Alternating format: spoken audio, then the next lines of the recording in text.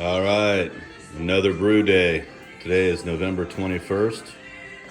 I'm getting ready for my Christmas vacation time.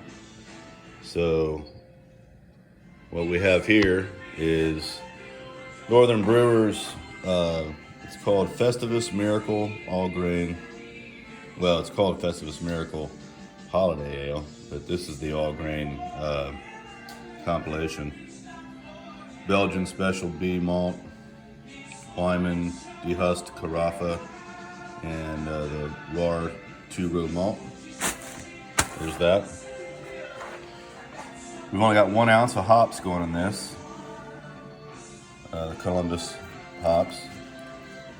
This is the soft candy sugar. It's a I don't know. I've never had it before, but it's part of this blend, which also includes sweet orange peel and some malling spices. They recommend that you only use half of the packages of the orange peel and malling spices to achieve a subtle yet pronounced spice profile. And of course the Cephali SO4 yeast. Started my yeast starter yesterday morning, which is on the stir plate now. Got the kettle heating up. It's got to get to 152, which is my mash temp. This is a Mosaic IPA that's still fermenting right here. This will be done in about another week or so. So, yeah. Keep it covered to not expose it to the light so it doesn't oxidize the beer or create some kind of off flavors. All right, see you in a bit. I just did the mash at 152 for an hour, and now I'm heating up the kettle. Got to get it up to 170 and do the mash out for 10 minutes. So that's where I'm at with it now. I just got it hoisted up so the bag doesn't burn from the heat source. If it's touching the bottom of the kettle, obviously it'll burn. So see you in a bit. All right, here we are, done with the mash out, and now I'm just letting it drip into the kettle.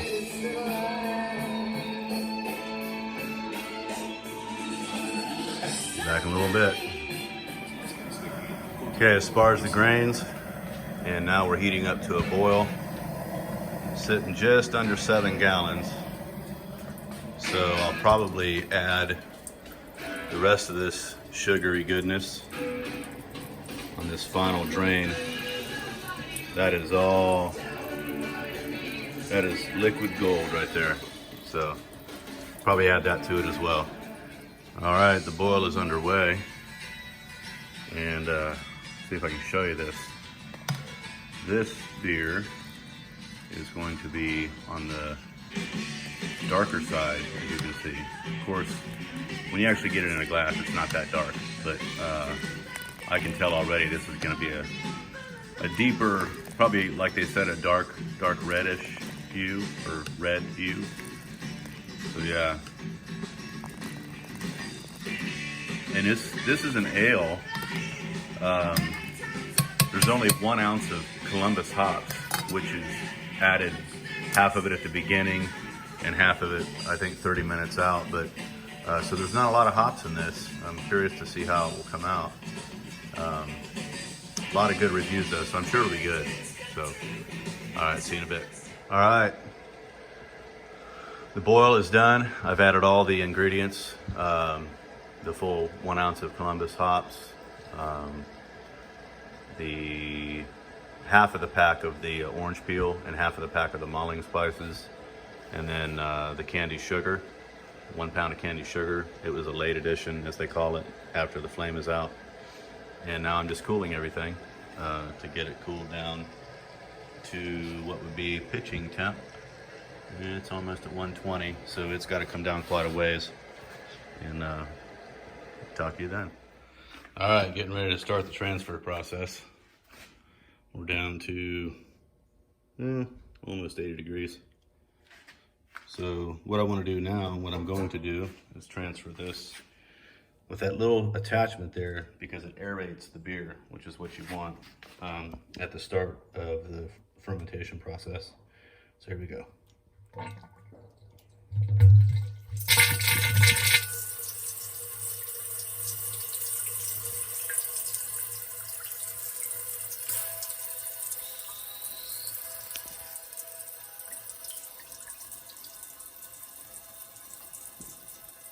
All right, we'll be back with you once this is done. All right, there it is.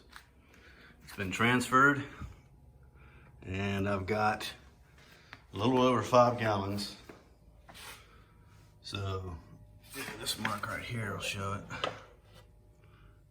That mark right there is 5 gallons, so yeah, about 5¼ gallons, which is good because you have sediment at the bottom called trub that will not be transferred into the keg.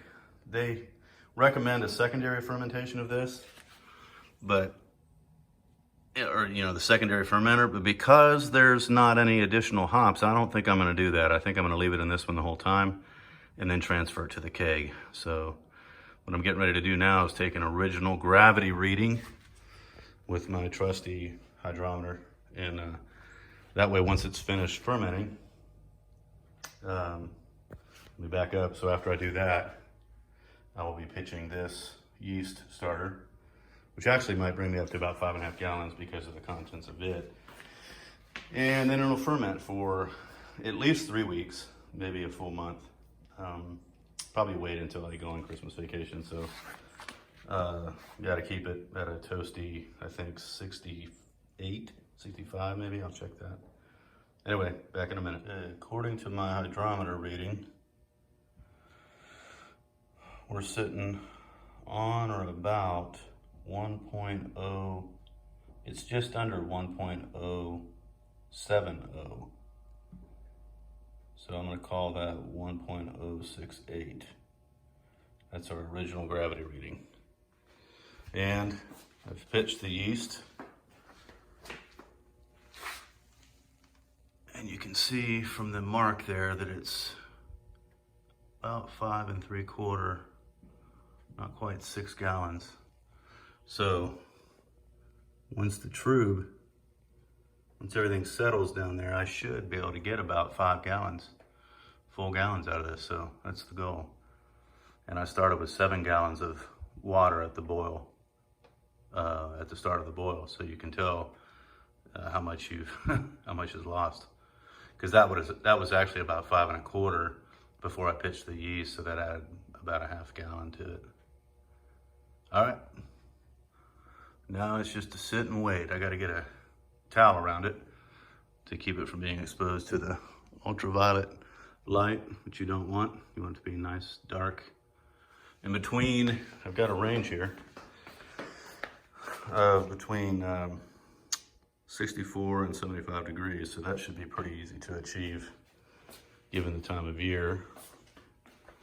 And if I need to, I'll run my heater, but right now it's 73 degrees in here. So of course that'll cool down overnight, but my trusty heater up there that I hooked up last year and ran it to 220 volts. I'll just turn that puppy on. I got a switch on the wall. Turn that thing on and keep it, at least 65 degrees in here anyway, which is right in the range I need to be, right there. So, all right, that's it. Now it's just a waiting period for the yeast to have their feast. Later.